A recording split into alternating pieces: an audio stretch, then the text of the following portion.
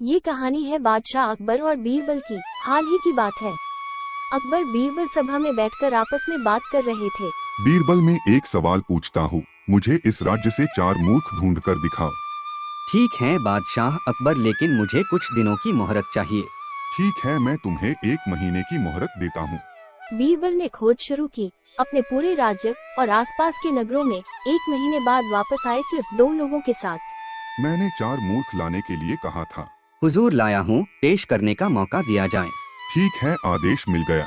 हुजूर, यह पहला मूर्ख है। मैंने इसे बैलगाड़ी पर बैठकर भी बैग सर पर ढोते हुए देखा और पूछने पर जवाब मिला कि कहीं बैल के ऊपर ज्यादा लोड न हो जाए, इसलिए बैग सिर पर ढो रहा हूँ। इस हिसाब से यह पहला मूर्ख है।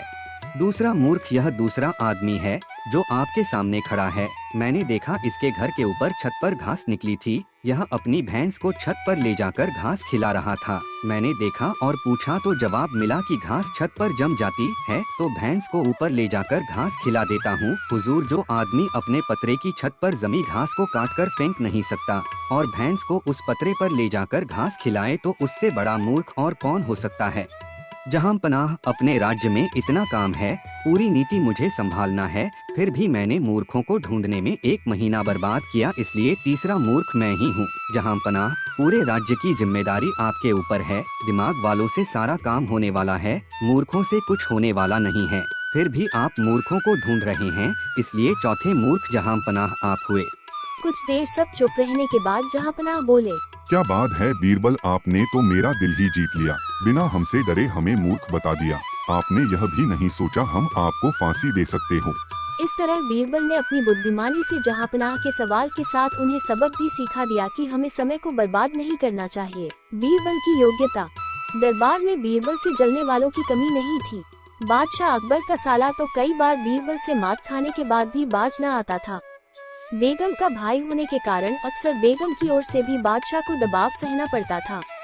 ऐसे ही एक बार साले साहब स्वयं को बुद्धिमान बताते हुए दीवान पद की मांग करने लगे। बीरबल अभी दरबार में नहीं आया था, अतः बादशाह अकबर ने साले साहब से कहा, मुझे आज सुबह से महल के पीछे से कुत्ते के पिल्ले की आवाजें सुनाई दे रही थीं। शायद कुतिया ने बच्चे दिए हैं। देखकर आओ, फिर बताओ कि यह बात सही है या नहीं। साले साहब फिर गए और लौटकर बोले, हुजूर, आपने सही फरमाया, कुतिया ही ने बच्चे दिए हैं। अच्छा, कितने बच्चे हैं? हुजूर, वह तो मैंने गिने नहीं। गिनकर आओ। साले साहब चले गए। कुछ देर बाद लौटकर बोले, हुजूर, 5 बच्चे हैं। कितने नर कितने मादा? जाओ देख कर आओ। साले साहब फिर गए और लौटकर बोले, हुजूर, 3 नर हैं, 2 मादा। नर पिल्ले किस रंग के हैं? हुजूर, वह देखकर अभी आता। रहने दो, बैठ जाओ। साले साहब बैठ गए। कुछ देर बाद बीरबल दरबार में आया। तब बादशाह अकबर बोले, बीरबल, आज सुबह से महल के पीछे से पिल्लों की आवाजें आ रही हैं। शायद कुतिया ने बच्चे दिए हैं। जाओ देखकर आओ, माजरा क्या है। बीरबल चला गया और कुछ देर बाद लौटकर बोला, हुजूर, आपने सही फरमाया, कुतिया ही ने बच्चे दिए हैं। अच्छा, कितने बच्चे हैं? हुजूर, 5 बच्चे हैं। कितने नर कितने मादा? हुजूर, 3 नर हैं, 2 मादा। नर पिल्ले किस रंग के हैं? 2 काले हैं, 1 बादामी है। ठीक है, बैठ जाओ। बादशाह अकबर ने अपने साले की ओर देखा। वो सिर झुकाए चुपचाप बैठा रहा। बादशाह ने उससे पूछा, क्यों, तुम अब क्या कहते हो? बादशाह के साले ने कोई जवाब नहीं दिया। उसे पता चल गया कि हम बीरबल को नहीं हरा सकते। अकबर की पहेली। बादशाह अकबर को पहेली सुनाने और सुनने का काफी शौक था। कहने का मतलब ये कि पक्के पहेलीबाज थे। वे दूसरों से पहेली सुनते और समय समय पर अपनी पहेली भी लोगों को सुनाया करते थे। एक दिन बादशाह अकबर ने बीरबल को एक नई पहेली सुनाई। ऊपर ढक्कन नीचे ढक्कन, मध्य मध्य खरबूजा। मौ छुरी से काटे आफीन, अर्थ तासु नाहिन दूजा। बीरबल, इस पहेली का उत्तर बताओ। बीरबल ने ऐसी पहेली कभी नहीं सुनी थी, इसलिए वो चकरा गया। उस पहेली का अर्थ उसकी समझ में नहीं आ रहा था, अतः प्रार्थना करते हुए बादशाह से बोले, जहां पना, अगर मुझे कुछ दिनों की मोहलत दी जाए तो मैं इसका अर्थ अच्छी तरह समझकर आपको बता सकूंगा।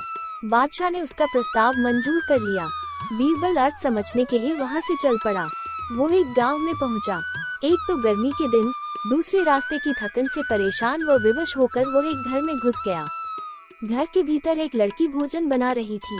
बेटी, क्या कर रही हो? आप देख नहीं रहे हैं, मैं बेटी को पकाती और माँ को जलाती हूँ।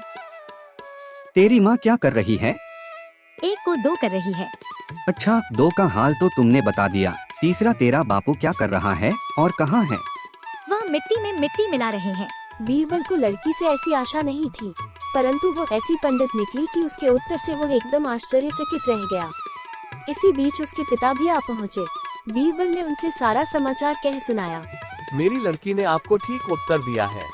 अरहर की दाल अरहर की सूखी लकड़ी से पक रही है। मैं अपनी बिरादरी का एक मुर्दा जलाने गया था और मेरी पत्नी पड़ोस में मसूर की दाल दल रही थी। बीरबल लड़की की पहेली भरी बातों से बड़ा खुश हुआ। उसने सोचा शायद यहाँ बादशाह की पहेली का भेद खुल जाए, इसलिए लड़की के पिता से उपरोक्त पहेली का अर्थ पूछा। ये तो बड़ी ही सरल पहेली है। इसका अर्थ मैं आपको बतलाता हूँ। धरती और आकाश दो ढक्कन हैं। उनके अंदर निवास करने वाला मनुष्य खरबूजा है। वो उसी प्रकार मृत्यु आने पर मर जाता है जैसे गर्मी से मोम पिघल जाती है। बीरबल उसकी ऐसी बुद्धिमानी देखकर बड़ा प्रसन्न हुआ और उसे पुरस्कार देकर दिल्ली के लिए प्रस्थान किया। वहां पहुंचकर बीरबल ने सभी के सामने बादशाह की पहेली का अर्थ बताया। बादशाह ने प्रसन्न होकर बीरबल को ढेर सारे इनाम दिए।